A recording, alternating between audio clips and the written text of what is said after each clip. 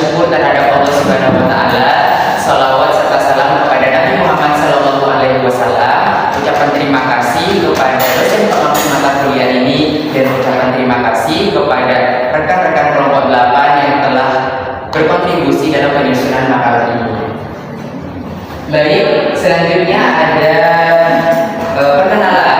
Walaupun kalian sudah kenal kami sebagai teman kalian PGSD kelas B angkatan 2024, tapi tetap akan melakukan perkenalan karena ini merupakan tugas kelompok yang divideokan kemudian diupload di Google Drive.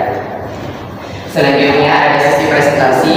Di sini kami akan menjelaskan mengenai potensi media sosial melalui peranannya dalam mempengaruhi pembentukan opini publik di Indonesia. Selanjutnya ada sesi diskusi dalam bahasa Inggris yang kita kenal dengan Q&A session, di mana pada sesi diskusi ini ada sesi tanya jawab. Kalian bisa bertanya kepada presentator terkait materi-materi yang kurang kalian pahami atau ingin kalian tanyakan kepada kami. Kemudian ada sesi penutup. Di sesi penutup ini kami akan membacakan kesimpulan, akan mengaturkan bagaimana presentasi ini ditutup, seperti atas kesalahan kata atau ucapan, kemudian dilanjutkan oleh salam penutup. Baik, tanpa berlama-lama, mari kita masuk ke sesi pembukaan. Terima kasih kepada Pak Ali Armadi MPD selaku dosen pengampu pada mata kuliah Pendidikan Kewarganegaraan yang telah memberikan penugasan ini guna melatih mahasiswa menyusun karya ilmiah, dalam hal ini makalah. Kemudian saya ingin mengucapkan terima kasih kepada rekan-rekan kelompok 8 yang telah berkontribusi dalam penyusunan makalah ini, yang terdiri atas saudara Ilham Wahyudi dan Erwin Hidayat. Kemudian mari kita langsung masuk ke sesi presentasi, di mana kami membagi sesi presentasi ini bagian awal, tengah, dan akhir. Bagian awal akan dijelaskan oleh saya sendiri selaku moderator Firman Mauludi. Bagian tengah akan dijelaskan oleh saudara Ilham Wahyudi, dan bagian akhir akan dijelaskan oleh Erwin Hidayat. Terkait kesimpulan akan dibacakan oleh saya nanti pada sesi penutup. Mari kita lanjut presentasinya ya teman-teman. Jadi gini teman-teman, media informasi, komunikasi, dan hiburan itu kan mengalami peningkatan ya. Oh sebentar ini agenda yang tadi.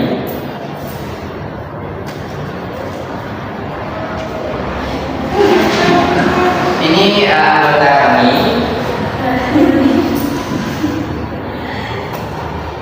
Nah, baik, kita lanjut ke metode ya.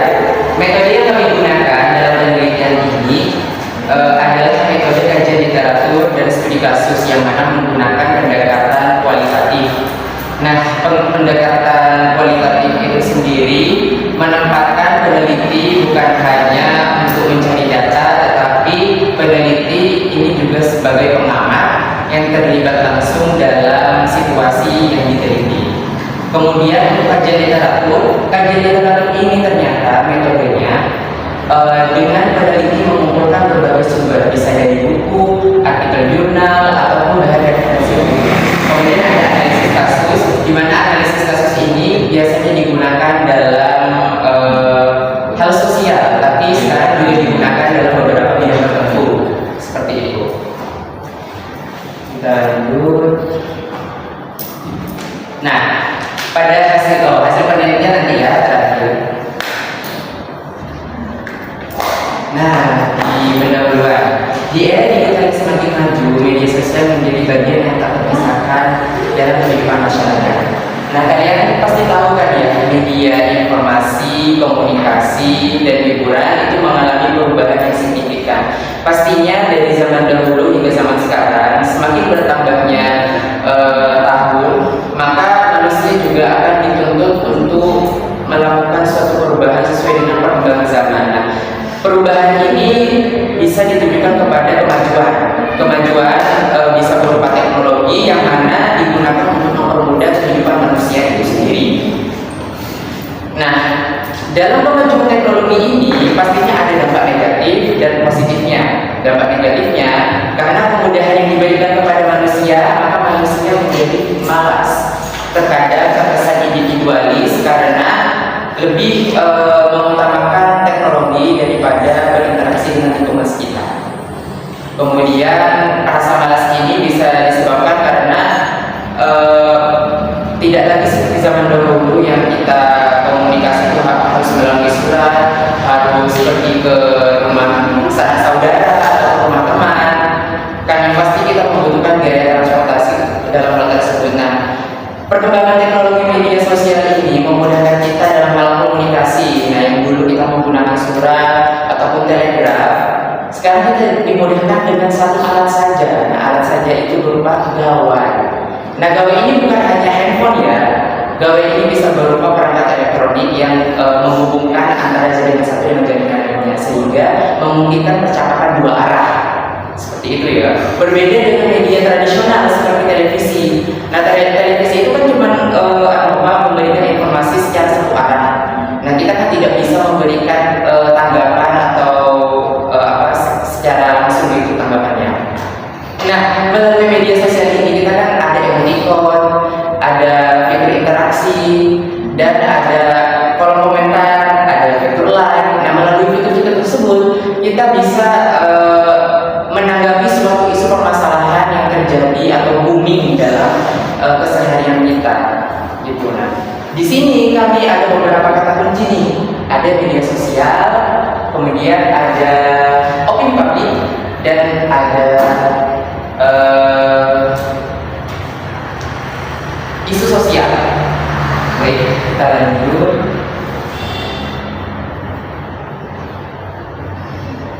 Oke, nah di sini seperti yang disebutkan tadi, media sosial adalah platform digital yang memungkinkan pengguna untuk berinteraksi, berbagi informasi, dan menciptakan konten secara luas. Nah, kalian tahu konten apa sih kan? Nah, konten ini kayak misalkan, contohnya TikTok.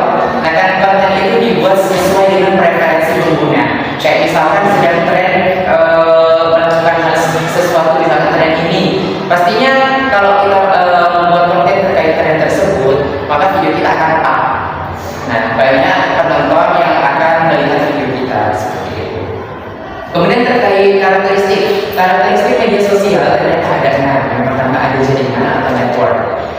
Pastinya media sosial harus pakai jaringan ya, bukan seperti media tradisional dulu yang harus mengirimkan surat atau telegram ya, seperti itu. Nah, kemudian ada informasi atau information. Nah, sama seperti televisi, media sosial juga memungkinkan penggunanya berbagi informasi. Nah, namun informasi ini harus dipilah dulu ya teman-teman, karena terkadang ada orang-orang yang nakal membagikan informasi hoax tidak sesuai dengan kebenarannya, ataupun ada orang yang tidak tahu kalau informasinya itu hoax, tapi dibagikan ke sanak saudara atau teman-temannya seperti itu. Kemudian ada arsip. Nah, arsip ini berarti arsip digital ya. Nah, kan kalau misalkan menyimpan suatu data ataupun dokumen, kan kita bisa melalui arsip digital dari media sosial ini. Kemudian ada interaksi seperti tadi. Nah, kita itu bukan cuma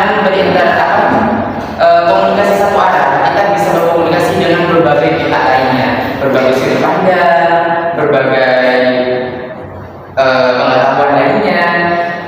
Nah, dari situ kita bisa mendapatkan solusi terhadap isu sosial yang sedang kita bicarakan atau dibincangkan. Kemudian yang kelima ada simulasi sosial atau simulation of society, di mana simulasi sosial ini kita bisa menggunakan video misalkan. Nah, video ini kan bisa digunakan untuk simulasi kegiatan kita, kayak mengabadikan suatu momen seperti itu. Dan yang terakhir ada konten oleh pengguna, seperti yang saya sebutkan tadi. Individu sekarang bisa menggunakan konten selain untuk kesenangan pribadi, juga digunakan untuk mendapatkan uang. Dalam hal ini bisnis ya, seperti contohnya platform TikTok. Nah, kita kan bisa mendapatkan atau memperoleh ya uang melalui platform tersebut. Kemudian ada komponen media sosial. Nah, komponen media sosial ini ada 3 ya. Ada infrastruktur, konten digital, dan pengguna. Baik, dalam perkembangannya berbeda dengan media tradisional yang saya sebutkan tadi seperti televisi yang hanya memberikan informasi. Media sosial mendorong perkembangan 2 arah antara pengguna. Perubahan ini berkembang seiring dengan perubahan cara manusia berinteraksi sebagai masyarakat. Baik, kita lanjutkan. Media sosial di Indonesia. Nah, kan sekarang lagi boomingnya Gen Z atau Gen Alpha gitu, yang mana popularitas media sosial di Indonesia ini terutama di kalangan milenial atau Gen Z didorong oleh beberapa faktor. Yang pertama, ada media sosial sebagai sumber informasi yang cepat dan mudah diakses. Yang kedua, ada media sosial yang dijadikan platform bagi pengguna untuk berinteraksi dan membangun komunitas. Yang ketiga, media sosial memfasilitasi partisipasi publik dalam berbagai isu, termasuk dalam memberikan masukan terhadap kebijakan pemerintah. Oke teman-teman, kita lanjut ke sejarahnya ya. Pastinya kan kita harus tahu terlebih dahulu asal usulnya. Asal usulnya itu ya sejarahnya. Sejarahnya itu awal-awal kan pakai surat menyurat, telegraf.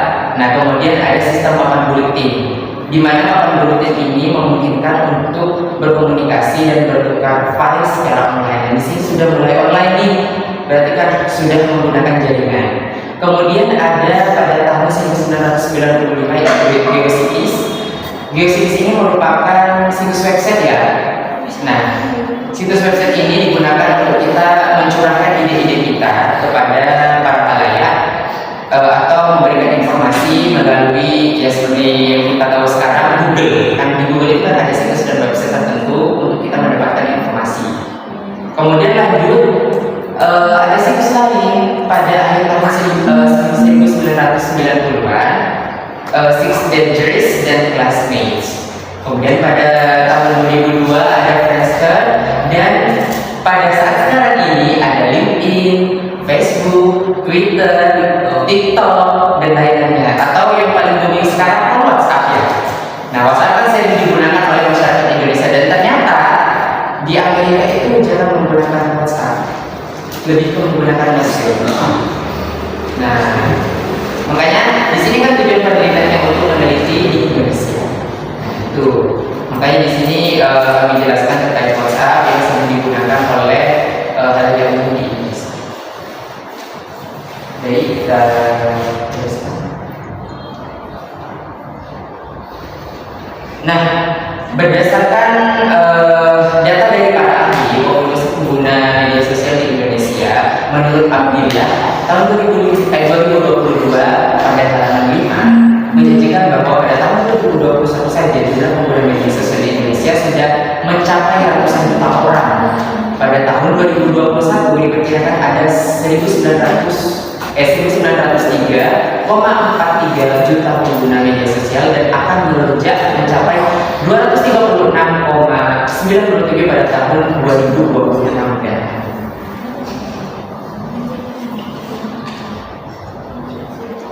Oke teman-teman, terkait opini publik akan dijelaskan oleh saudara kita yaitu Ilham Wahyudi. Kepadanya dipersilakan untuk menjelaskan.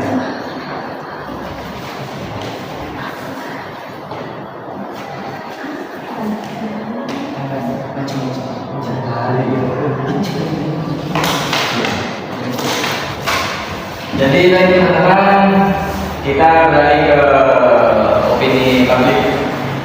Nah, seperti yang tadi dilihat, opini adalah pandangan atau pendapat seseorang terhadap suatu hal.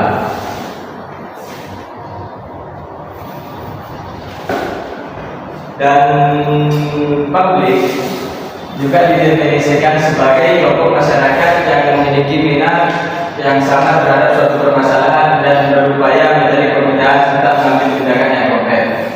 Jadi opini dan publik itu sedikit berbeda. Nah,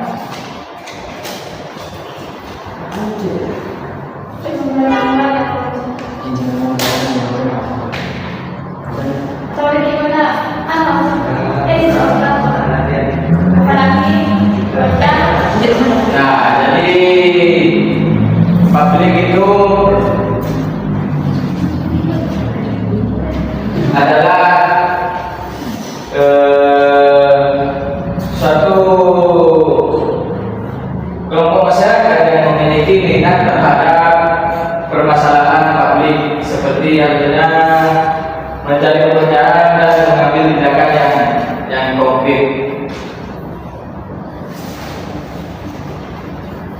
Jika opini publik harus dilihat proses pembentukannya atau tahap-tahapnya, maka bisa diamati dari pendapat pimpinan tulis dalam karyanya di Obsession Menium terdiri dari 3 tahap. Yang pertama yaitu tahap di Lutfartigen. Jadi tahap di Lutfartigen itu adalah tahap yang ini yang belum beragam, belum terfokus terhadap suatu permasalahan. Nah, yang ketiga, yang kedua yaitu tahap die Präzision Position. Nah, itu mulai dari tahap yang kedua itu udah mulai fokus kepada suatu titik permasalahan tertentu. Lanjut yang ketiga. Yang ketiga itu adalah die Präzision Position, yaitu adalah opini yang sudah terbentuk atau yang sudah kuat, yang sudah didiskusikan atau diperdebatkan oleh suatu kelompok.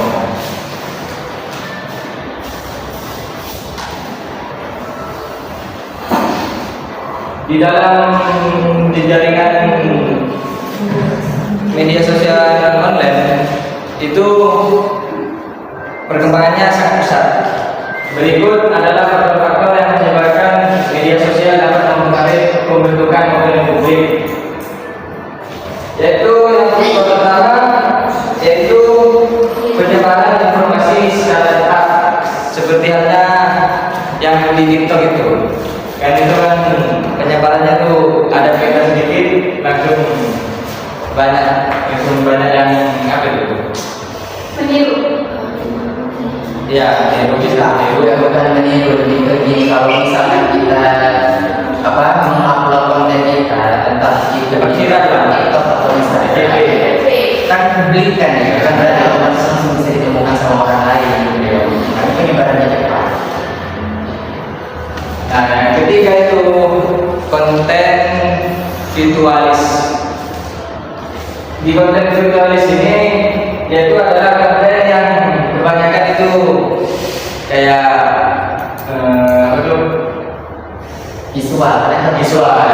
Visual itu kayak menipu gitu. Bukan menipu ya. Konten visual itu terkait gambarnya, kayak ilustrasinya yang ada di situ, kayak ornamen-ornamen yang menghibur. Nah, terus yang ketiga ada echo chamber.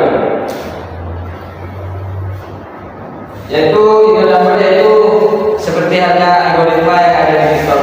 Kalau kalian suka kayak perdebatan apa yang muncul di dalam echo chamber itu semua perdebatan semua. Filter 14 yang terbentuk yang disebut juga menjadi filter 14 di dalam opini publik. Nah, yang keempat itu pengaruh influencer. Pengaruh influencer itu adalah pandangan masyarakat terhadap suatu opini yang ada di publik. Seperti halnya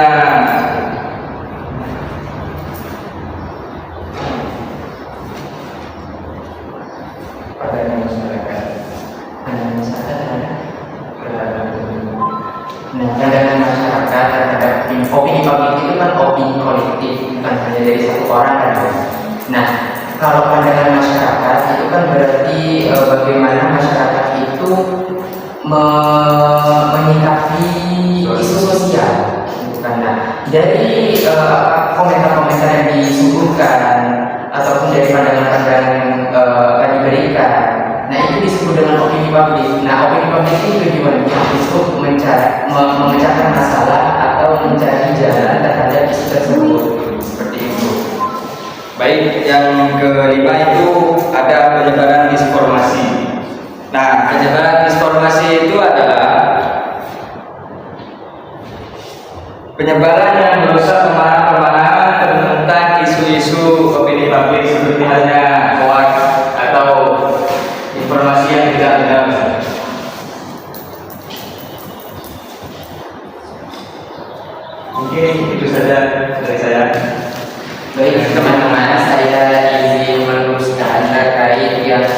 chambers dan filter bubbles. Nah, echo chambers dan filter bubbles ini lebih kepada algoritma medsos yang memperkuat pandangan yang sama. Kayak suatu komunitas memiliki pandangan yang sama terhadap isu sosial, sehingga pandangan yang berbeda itu kayak diskriminasi. Nah, sehingga echo chambers atau filter bubbles ini mengurangi keragaman opini publik. Seperti itu, hanya berbagi pada satu opini yang sama dan banyak yang menganut opini tersebut. Nah, jadi itu faktor-faktor yang terkait. Ya, terkait medsos dalam mempengaruhi opini publik. Mari kita lanjutkan.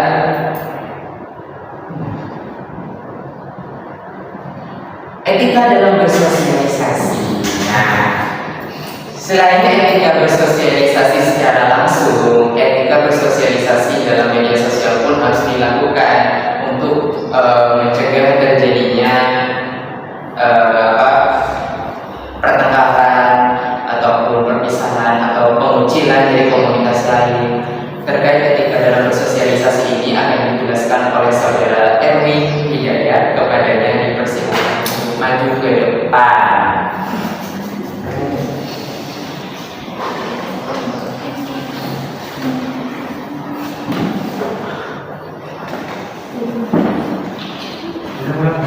Bujan, mana etika dalam bersosialisasi kan? Etika bersosialisasi. Itu ada apa? Jelaskan dengan bahasa sendiri. Bahasa sendiri. Mentah etika kan? Ini tidak. Enggak, dia marah. Benerannya mangkok. Sabar. Coba tak terus sama Ya, itu bukan juga kan?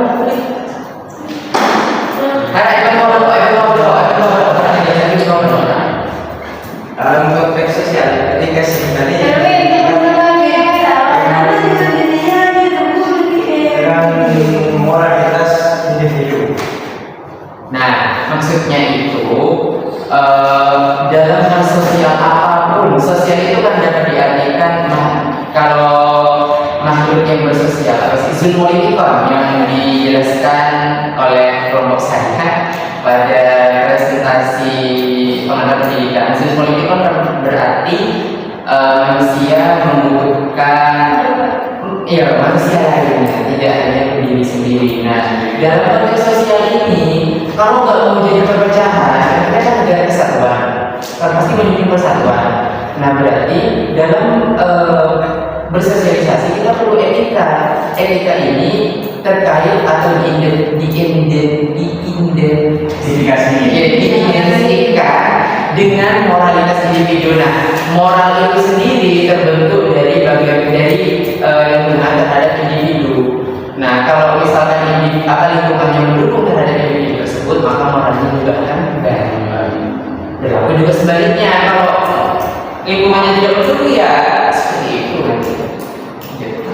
Selanjutnya, aturan dan norma dalam etika bersifat tidak tertulis dan umumnya tidak memiliki kekuatan hukum. Nah, kalian menemukan nggak di undang-undang dasar ataupun di undang-undang atau di peraturan tertulis, di dokumen tertulis ada terkait etika?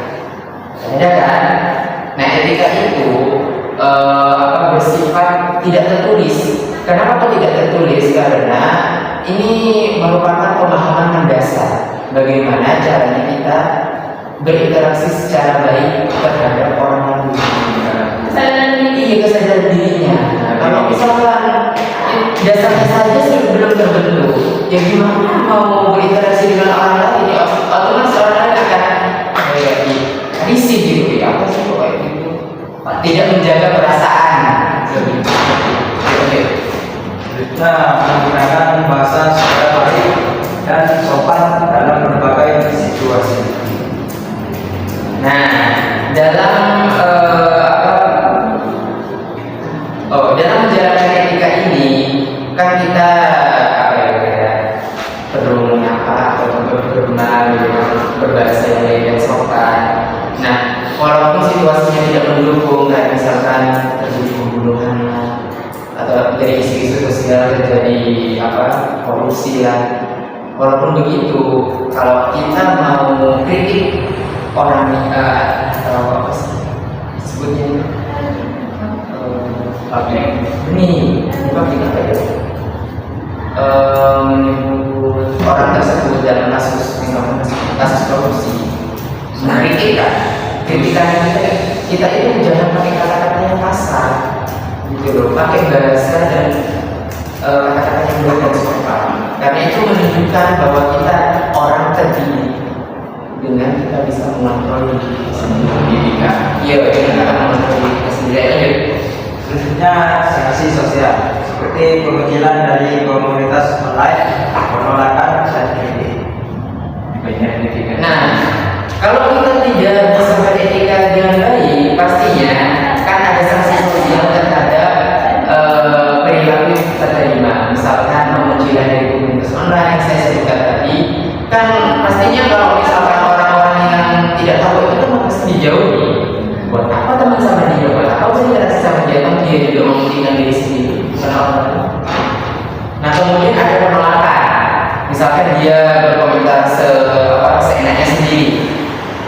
Pastinya kan apa sih? Tapi padahal kenyataannya nggak gitu, gitu lah.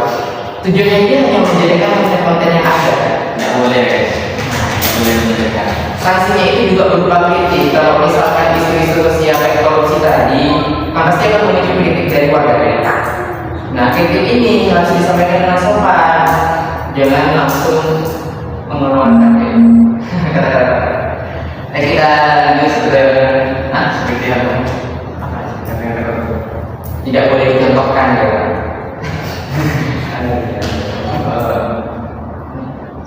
Oke, Q&A session, question and answer season.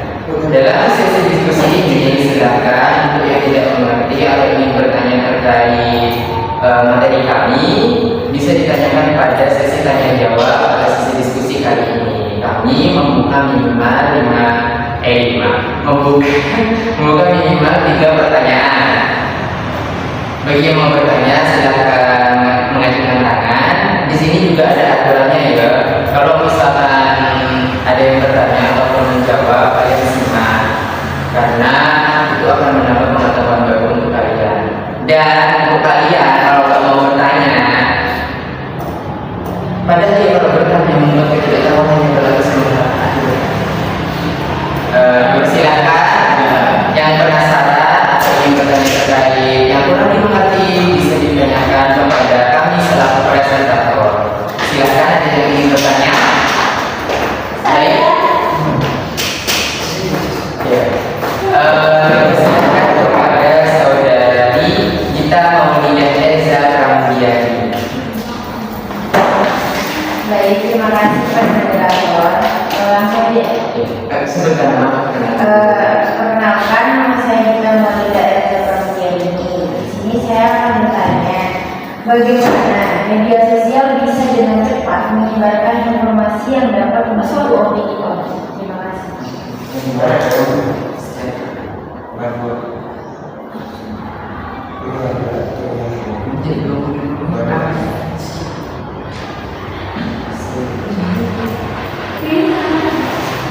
Baik, terima kasih kepada saudari kita atas pertanyaannya. Kemudian ada yang ingin bertanya kembali. Oke, dipersilakan kepada saudari Aurelia Citra Elza Paludi, kepadanya dipersilakan. Ya, terima kasih. Pertanyaan dari saya. Sebelumnya perkenalkan, nama saya Aurelia Citra Elza Paludi. Pertanyaannya, apa saja dampak positif dan negatif dari peran media sosial dalam membentuk opini publik? Terima kasih. Kami tampung dulu dampak positif.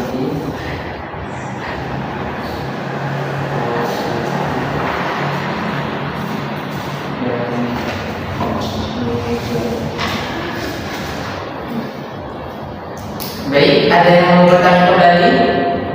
Dipersilakan kepada saudari Istri Zadani Fati. Baik,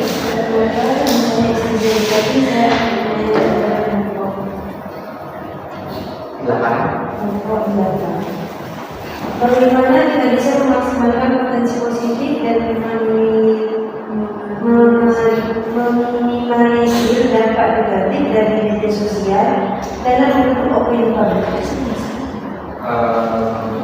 Meminimalisir Dampak negatif dari media sosial dalam membentuk opini publik. meminimalisir dampak negatif yang awal. Dari media yang awal. Iya, awal. Yang awal. Bagaimana kita bisa memaksimalkan potensi positif? Memaksimalkan potensi. Berarti memaksimalkan potensi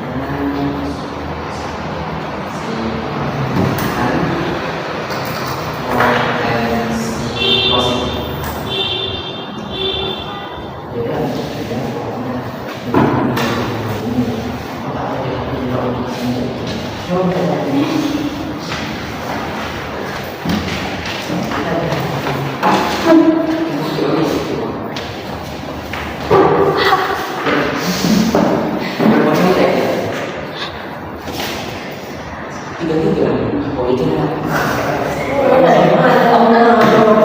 Memori ada sendiri. Oke.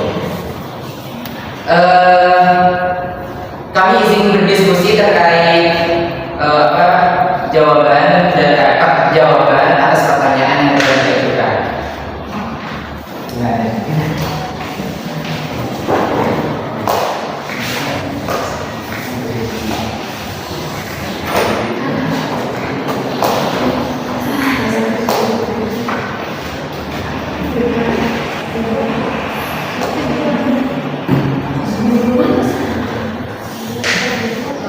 Baik, saya izin menjawab terkait pertanyaan dari saudari Tamawi dan Eliza Ramadia ini.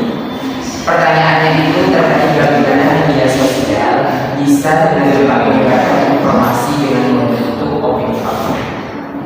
Oke, nah tadi kan sudah disebutkan di awal bahwasanya media sosial itu ada beberapa fitur yang memungkinkan komunikasi atau interaksi di dalam. Nah, dari fitur itulah kayak misalnya komentar, emoticon, like, atau subscribe kalau di YouTube. Itu kan memungkinkan kita untuk berpartisipasi dalam isu. Nah, kenapa kok bisa menyebarnya itu secara cepat? Karena kalau kita mengupload suatu konten, pastinya konten tersebut akan dibagikan secara publis, secara acak, tidak hanya kepada satu atau dua orang. Nah, jadi beberapa orang itu bisa melihat konten tersebut tidak lebih dari 1 menit setelah konten tersebut diupload, gitu loh. Nah, maka dari itu media sosial ini menyebar secara cepat, entah itu konten, entah itu celetukan, komentar, masukan yang kita upload di media sosial itu pasti akan tidak lama pasti tersebar luas dalam hanya beberapa detik saja. Seperti itu. Mungkin itu menjawab. Ada yang mau disanggah? Terima kasih. Selanjutnya pertanyaan kedua oleh Aurelia Citra Eliza Baluti akan dijawab. Oh, ya?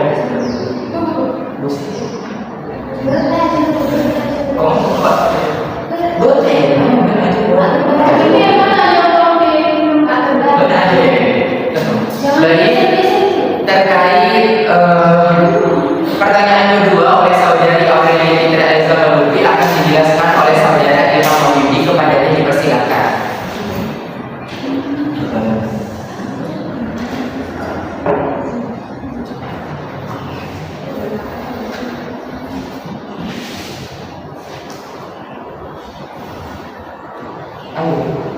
Nah, jadi dampak positifnya dalam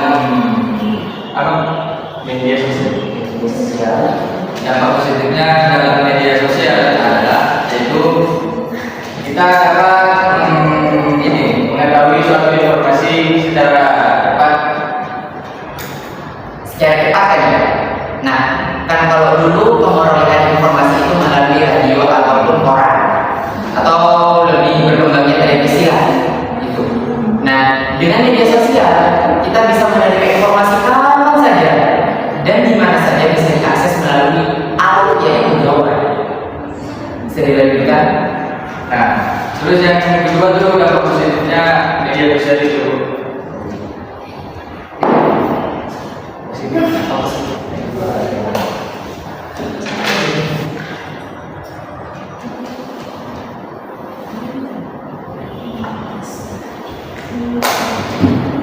Yaitu yang dampak positifnya yang kedua, yaitu memudahkan seseorang untuk melakukan suatu hal yang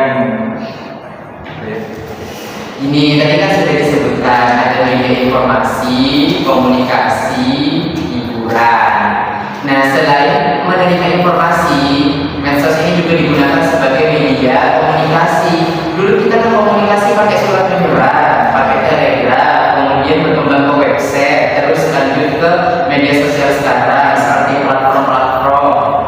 Nah, dengan gawai ini kita terbantu, kita nggak usah mengirim surat lagi ke pos, gitu loh. Dan kita langsung nyaman beliau ngomong apa, ngetik, tak keren lah. Beliau, ya udah, ya ngetik. Dan juga media hiburan boleh, media hiburan. Nah, kalau misalkan kalian mau hiburan gitu pada zaman dulu, kayak misalkan kita mau lihat teater, kita kan harus datang ke lokasinya. Kita mau lihat stand up comedy, harus datang ke sana, ke Jakarta misalnya stand up comedy, harus ke Jakarta kan jauh. Nah, dengan media sosial ini kan kita bisa melihat di YouTube, dokumentasinya kita bisa melihat di YouTube, gitu loh. Iya, ada yang streaming TikTok, gitu, awal-awal, setbot, dan gitu kan. Nah, itu kan aja kita berarti yang negatif dalam dalam media sosial. Yang pertama itu hal negatifnya di dalam media sosial, yaitu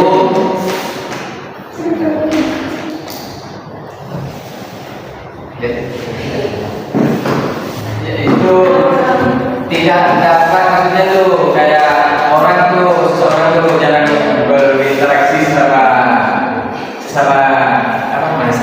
manusia. Jadi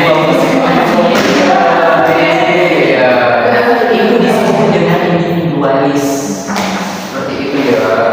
Nah, jadi orang-orang itu jarang berinteraksi dengan sesamanya, lebih fokus kepada ya misalkan telepon dan berpacar lah, petable, masuk teman kan kan fokus gitu. Kalau bukan saya misalkan anak-anak kan dengan juga ambil HP ya seru. Tapi kan tak kan harus sesuai dengan situasinya. Oke, baik, terkait hal tersebut apakah bisa menjawab saudari Aurel? Bisa, terima kasih. Oke, terima kasih banyak. Kemudian pertanyaan ketiga dari saudari Istiza dari Pati akan dijelaskan atau dijawab oleh saudara Erwin Hidayat. Kepadanya dipersilakan untuk menjawab pertanyaan ketiga.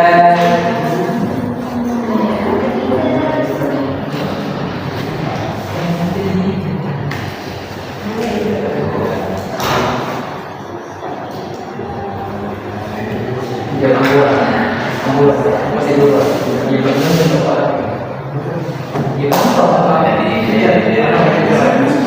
Tadi kan disebutkan ada poin-poin penting yang sudah saya tulis, yaitu memaksimalkan potensi positif dan meminimalisir dampak negatif. Nah, bagaimana memaksimalkan potensi positifnya? Nah, kalau misalkan ya media sosial itu sebagai penyebar informasi, sebagai media hiburan, sebagai media komunikasi. Pastinya dalam hal tersebut kita harus bisa memilah mana informasi yang baik, mana interaksi yang baik, mana konten yang baik sesuai dengan usia kita, apalagi usia anak-anak. Seharusnya anak-anak ini tidak diberikan gawai pada usia ini, karena itu dapat memicu proses perkembangan dia.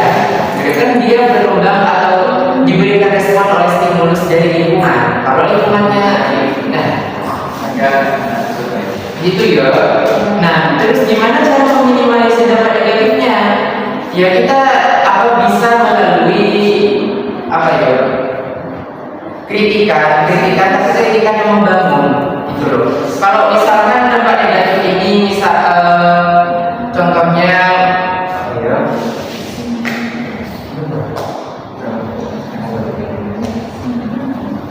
minimalisir dampak negatif. Misalkan dampak negatifnya itu kan menjadi individualis. Nah, di mana cara meminimalisir data negatif itu?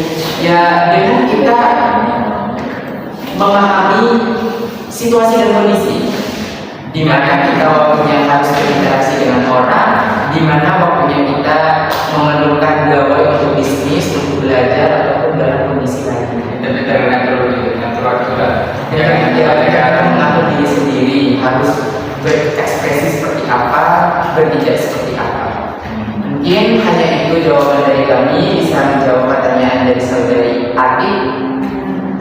Oke, baik teman-teman sekalian, kita masuk ke sesi penutup. Kesimpulannya, media sosial adalah menjadi arena utama dalam pembentukan opini publik di Indonesia. Tidak hanya untuk mengekspresikan diri, tetapi juga menyebarkan informasi, membentuk persepsi, dan melakukan interaksi. Kemudian selain melakukan interaksi juga menggerakkan massa. Penting untuk selalu bijak dalam menggunakan media sosial ini, dan perlu adanya etika untuk menengahi segala bentuk permasalahan dalam media sosial. Karena etika itu yang pertama ya, etika atau moral itu yang utama daripada pengetahuan. Tidak ada gunanya orang itu berpengetahuan tapi tidak beretika. Sama kayak iblis. Satu lagi. Bilang aku ya. Oke teman-teman sekalian, terima kasih dan maaf kekurangannya ya. Kami tutup presentasi kami kali ini. Mohon maaf jika ada tutur kata yang mungkin menyakiti hati teman-teman ataupun kurang layak untuk dibicarakan. Dan kami mohon maaf atas kekurangan serta kesalahan dari perilaku kami. Kalau kalian ingin bertanya-tanya terkait materi kami, kalian bisa menghubungi email ini. Email yang pertama email saya, email yang kedua email saudari Ilham, email saya email akademik. Oke, kami tutup. Wassalamualaikum warahmatullahi wabarakatuh.